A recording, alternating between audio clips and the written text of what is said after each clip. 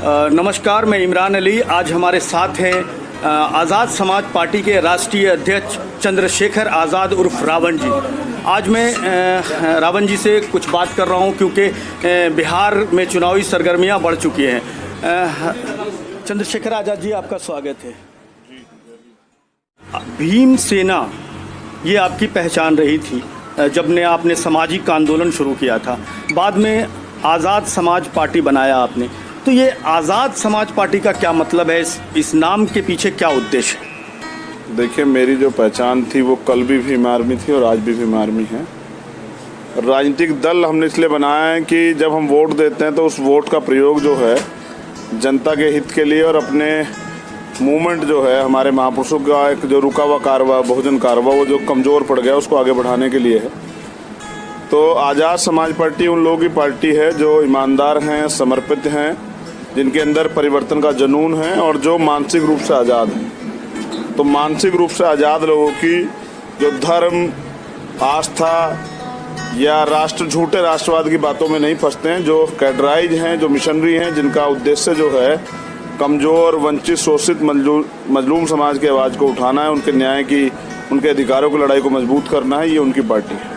चलिए सर, आप राष्ट्रीय राजनीति में हैं, देश आपको जानता है और पूरे देश की निगाह में आप हैं। मतलब मायावती, रामविलास पासवान, जीतन राम मांझी, इनके बाद का चेहरा जो देश में है वो उभरता हुआ आपका चेहरा है। हमें ये बताइए कि बिहार में आपकी लड़ाई बीजेपी से है या जेडीयू से है, तो जो बिहार के महागठबंधन है तो आप किनके साथ समझौता करेंगे बिहार में, या किनसे बातें चल रही हैं? क्या स्थिति रहेगी आपकी चुनाव में आने में?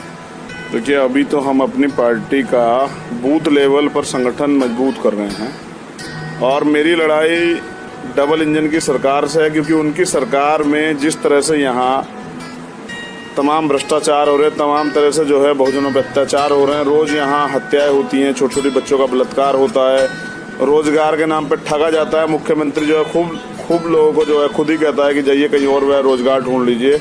ऐसी हालात में हमारे लोगों के जीवन बद से बदतर हो चुका है। तो मेरी लड़ाई यहाँ डबल इंजन की सरकार से है। साथ किसी के रहेंगे और मैं सबसे पहले उसे रोकने के लिए प्रयास कर रहा हूँ। तो इसलिए मैं अपने समाज को तैयार कर रहा हूँ। जो बहुजन समाज है, SC समाज है, ST समाज है, OBC समाज है, माइनॉरिटी समाज के जो लोग हैं, उनको तैयार कर रहा हूँ कि वो अंतिम समय पे गुमराह ना हो, किसी की बातों में ना आ जाए, झूठे राष्ट्रवाद के और धर्म की राजनीति में ना फंस जाए। तो पहले मैं अपने समाज को तैयार कर रहा हूँ और उसी तैयारी पे मैं यहाँ डबल इंजन सरकार को रोकूंगा। और उसे रोकने के लिए किसी का सहयोग लेना पड़ा वो भी लेंगे, और किसी को देना पड़ा तो वो भी लेंगे। लेकिन प्रयास यही रहेगा कि किसी भी तरह से जनता को इस झूठी सरकार से, झूठे वादे करने वाली। सर, भ्रष्टाचार मिटाने का क्या उपाय है आपकी निगाह? भ्रष्टाचार मिटाने का उपाय यही है कि जब जो लोग भ्रष्टाचार के खिलाफ काम कर रहे थे, जो जिन्होंने वादे किए थे सुशासन के, उन लोगों ने अपना जमीर जो RSS के और BJP के चरणों में रख दिया, तो भ्रष्टाचार नहीं मिट सकता है। ईमानदार लोग भ्रष्टाचार मिटा सकते हैं, वो जो गरीबों की तकलीफों को समझते हैं। और जब जिस तरह से प्राइवेटाइजेशन हो रहा है, इससे तो भ्रष्टाचार और बढ़ जाएगा। सरकारी डिपार्टमेंट में जवाबदेहियाँ हैं, निजीकरण तक किया जा रहा है और गरीबों को जो है रोजगार छीनने का बड़ा प्रयास किया जा रहा है। तो सर, अभी आपने आवाज़ उठाया था कि निजीकरण के बहाने जो आरक्षण है, जो दलितों का अधिकार है, उस अधिकार को छीनने की बात हो रही है।